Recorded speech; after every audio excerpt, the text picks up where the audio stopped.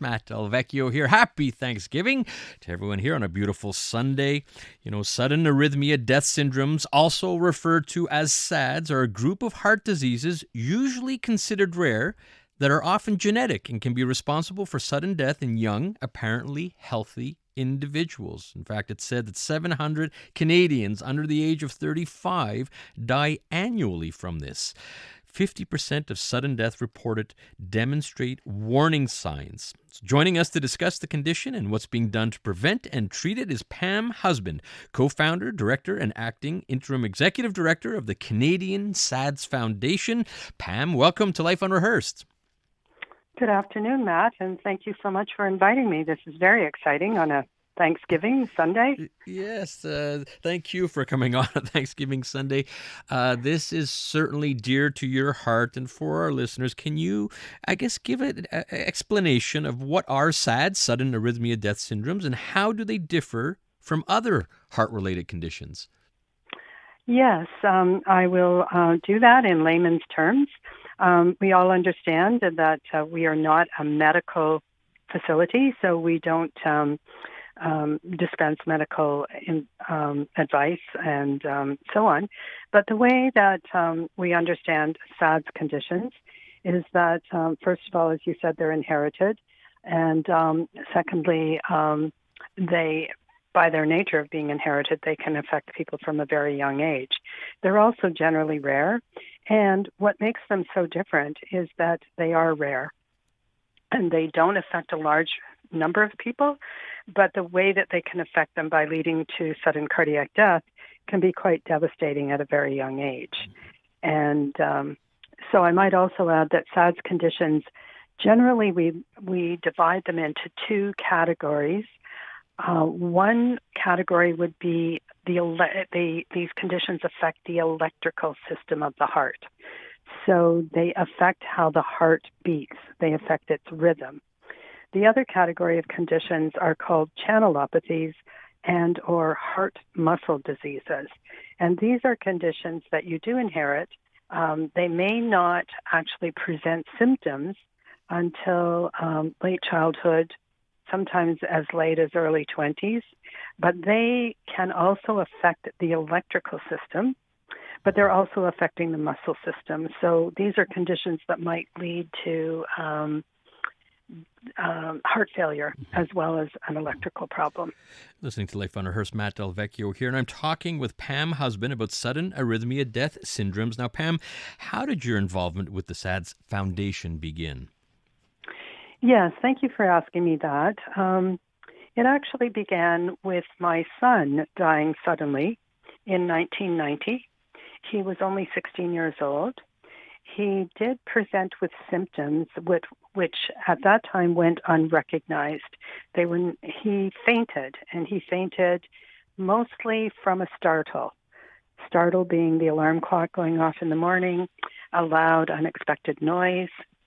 And so these fainting spells went undiagnosed. Ultimately, he died suddenly, and all of this could have been prevented with an accurate diagnosis. So a group of other parents and myself decided that we would start a foundation and we would promote the warning signs for these conditions. We would provoke the medical community to be more interested in them. And so that was back in 1995 that we actually started this foundation. And that's my story, but unfortunately, it's not a unique story either. Well, first of all, Pam, I want to express sincere condolences to you on the loss of your son so many years ago. And here you are trying to make a real difference to Canadians.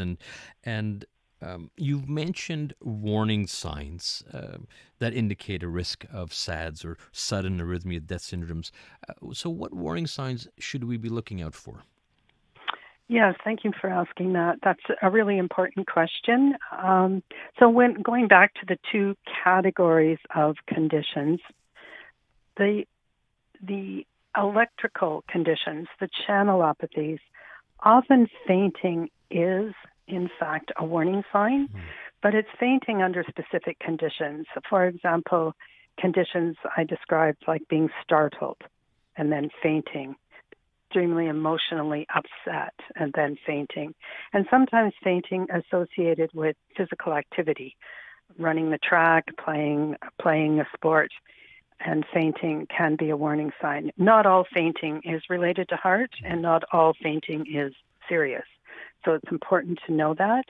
Also, a family history of unexpected death in your family, especially of young people, that can certainly be a warning sign as well. And then with the cardiomyopathies, sometimes other things happen. Fainting still could be a warning sign for these folks, but also these are folks that at a young age might experience chest pain, tightness in their chest, breathlessness when they try to perform physical activity. And all of these things, really what we can, I think, all agree to is they're not normal symptoms for a young, healthy person. You're listening to Life Unrehearsed. Matt Del Vecchio here with Pam Husband, talking about sudden arrhythmia death syndromes, really making a difference, Pam, with the SADS Foundation. And are you at liberty to tell us about some of the advancements that you're seeing that are being made in research to better understand and treat SADS? Oh, yes. It's been, well, in my personal circumstance, 34 years since my son died, but light years in terms of, I would say, the interest in the medical community for these kinds of conditions. Technology has advanced and allowed scientists and researchers to certainly study the heart and study the electrical system in a much better way than they were able to do, but certainly back in 1990. The devices like pacemakers and internal defibrillators have improved significantly. Genetic testing has advanced understanding of these conditions and helped families identify other members of their family that might be at risk.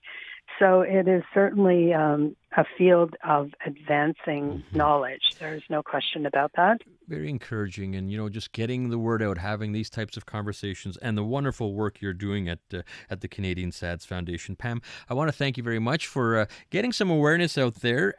How can our listeners find out more about sudden arrhythmia death syndromes?